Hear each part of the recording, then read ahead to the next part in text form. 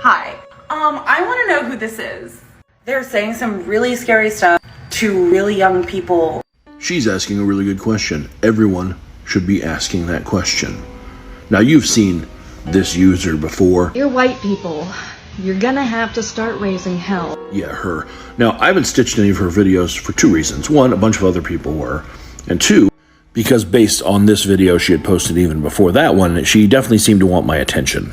And when I looked at her, I found nothing, which was odd. And in doing a little more research, I've come to a conclusion that a lot of people are probably going to think is crazy, but bear with me.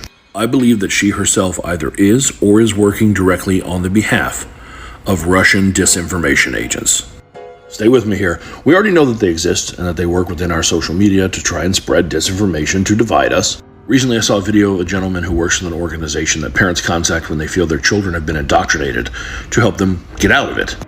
He had some parents contact him. They said their 15-year-old daughter was posting neo-Nazi propaganda videos online. They were very concerned that they didn't raise her this way, and she had only started doing this after she began a relationship online with a 25-year-old male from the Midwest, her new boyfriend. So he got their daughter's info, he got the boyfriend's info, and for the next month he went on a deep dive. And you know what he found?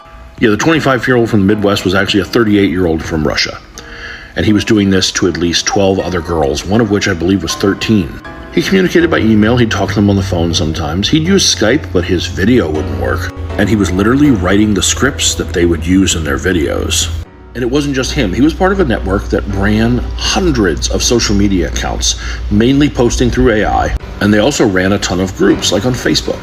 They had white nationalist groups and neo-Nazi groups and white supremacy groups. But they also had BLM and Antifa groups. You know why? You ever seen one of those posts that someone shares that's supposedly from like a BLM group, and it says something like, hey, protest here at this time, bring your bricks, or be ready to do this damage? Yeah, it came from one of their groups. They set up what looks like a legitimate BLM or Antifa group, and then they post stuff like that. And then their other groups take it and go, see, here's the proof, Antifa's. And then you have her, a fucking ghost that came out of nowhere with these extreme ideas that seems to be pointed at youth. She is either one of them, or she is working directly for one of them. Even if it's just a mindless puppet, it still makes her a horrible human being, and she shouldn't be here.